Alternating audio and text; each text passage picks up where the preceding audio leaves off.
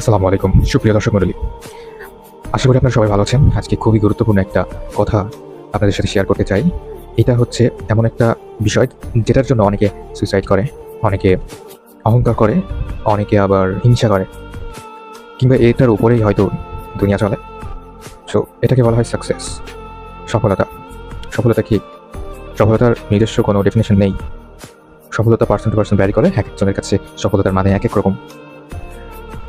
আপনারা নিশ্চয়ই metre, kilometre, গ্রাম, kilogram, second, minute এসবের কথা শুনেছেন এবং এগুলোকে একক হিসেবে জেনেছেন। একক কি? যেটা দিয়ে পরিমাপ করা হয়।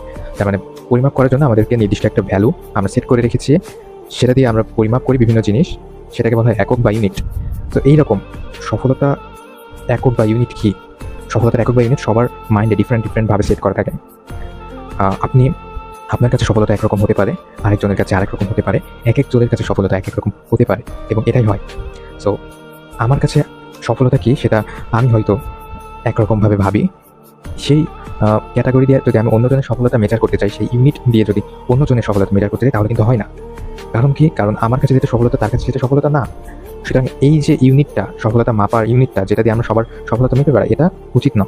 আমরা মনে করি যেটা সফলতা সেটা আমাদের জন্য সফলতা, কিন্তু সামনের জনের জন্য সফলতা আরেক রকম হতে পারে। বারবার একই কথা ঘুরে পিছিয়ে আসছে। দুর্ভাগ্যবশত মানুষ নিজের সফলতা যেই পরিমাপ কাঠি দিয়ে পরিমাপ করে থাকে, অন্যের সফলতাকেও সেম কাঠি দিয়ে বা সেম একক দিয়ে পরিমাপ করে থাকে। এটা এটা ঠিক নয়। কারণটা বারবারই বলছে। সো যাই হোক না কেন, আপনি যাই করেন না কেন, আপনি কারো না কারোর কাছে কোনো না কোনো দিক থেকে কিন্তু ব্যর্থ। আপনি হয়তো আপনার কাছে সফল, কিন্তু কোনো না কোনো মানুষের কাছে হয়তো আপনি ব্যর্থ হতে পারেন। এটা খুবই স্বাভাবিক, কারণ তার পরিমাপ কাঠি, তার সফলতার একক বা সফলতার ইউনিটে আপনি সফল না। কিংবা এমনও হতে পারে যে আপনি একজনকে বিফল ভাবছেন কিংবা সফল ভাবছেন, কিন্তু সে নিজেকে সেটা মনে করে না। তার কাছে সফলতা বা বিফলতার ডেফিনেশনটা অন্যরকম। তাহলে আপনার সেই পরিমাপটা, আপনি যে দৃষ্টিভঙ্গিতে সেটা দেখছেন, সেটা কিন্তু ঠিক নয়, একেবারেই ঠিক নয়। সুতরাং আপনার জীবনে সফলতার একটা পরিমাপকাঠি থাকা উচিত, এবং সেটা শুধুমাত্র নিজের জন্য অ্যাপ্লিকেবল হবে এমন কিছু। অন্যরা কি দেখলো এটা নিয়ে মোটেও মাথা ব্যথা করার দরকার নেই। আর সফলতা কি? সফলতা কি আপনি যেটাকে চান বা যাকে চান, যেটাকে চান সেটাকে পেয়ে যাওয়া কি সফলতা? হ্যাঁ, এটাকে যদি মানুষ সফলতা হিসেবে ধরে নেয়। আপনি মনে করেন কোনো কিছু একটা চাইছেন, সেটা পেয়ে গেছেন, আপনি সফল। কিন্তু কিছুদিন পর আপনার কি ওখানে কি আপনি থেমে থাকবেন? ওখানে তো থেমে থাকবেন না। অবশ্যই আপনার মেন্টালি চেঞ্জ আসবে, আপনার মানসিক পরিবর্তন হবে, কারণ মানসিক পরিবর্তন মানুষের সবসময় হয়। সো আপনার অবশ্য অন্য কিছুর পরে তারপরে টার্গেট হবে। সো আপনি একটা কিছু পেয়ে গেলেন, তারপর আপনি ওটাতেই থেমে থাকবেন এমন হয় না। আপনি আরও কিছু চান তার পরবর্তীতে গিয়ে, এবং সেটার জন্য চেষ্টা করেন, এবং সেটা সফলতা তার উপরে আপনার ডিপেন্ড করে।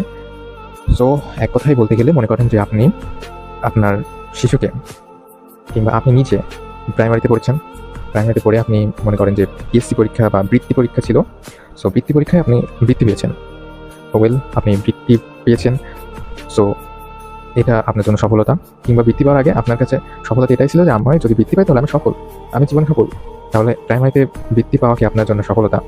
সেটা শুধুমাত্র জীবনের ছোট্ট একটা স্টেজ মাত্র, এবং এরপরে আরও অনেক কিছু আসে। আপনার জেএসসি আসে, সেখানে বৃত্তি পরীক্ষা কিংবা জেএসসি পরীক্ষা হয়। সেখানে যদি সবাই মনে করে যে আপনি যদি বৃত্তি পান তবে আপনি সফল, আদারওয়াইজ আপনি সফল না।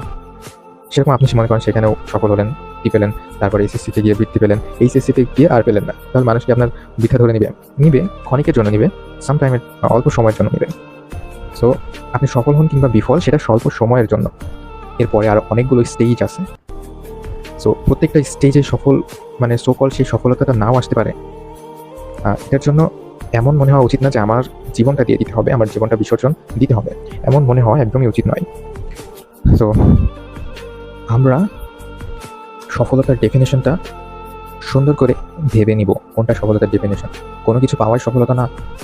সফলতা কি জানেন? সফলতা আপনি অনেক কিছু পেয়ে গেলেন কিন্তু আপনি মানসিকভাবে সুখী না, তাহলে আপনি কেমন সফল? ও সফলতা দিয়ে আপনার কোনো কাজ নেই কিন্তু। সো আপনার অবশ্যই অন্য কিছু পাওয়ার সাথে সাথে আপনার মানসিক শান্তিটার ভারসাম্যটা বজায় রাখতে হবে। আপনি কোনো কিছু পেয়ে গেলেন, আপনি খুশি, আপনাকে রোজ খুশি থাকতে হবে, আপনাকে নিয়মিত খুশি থাকতে হবে। তো এইভাবে আপনি সফলতার চর্চা করে যেতে পারেন। সফলতার চর্চা করার বিষয়। আজান দিচ্ছে।